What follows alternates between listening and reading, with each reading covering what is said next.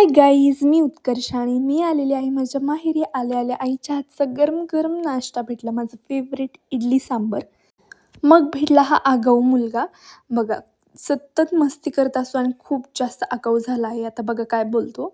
Hello guys, कसे आहात? मग आता मी सांगते तुम्हाला मी कशासाठी आले आहे. माझ्या भावाची एंगेजमेंट आहे, त्यासाठी.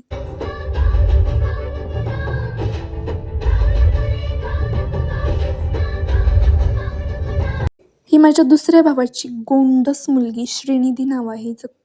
खूप जास्त गोंडस आणि सुंदर होती.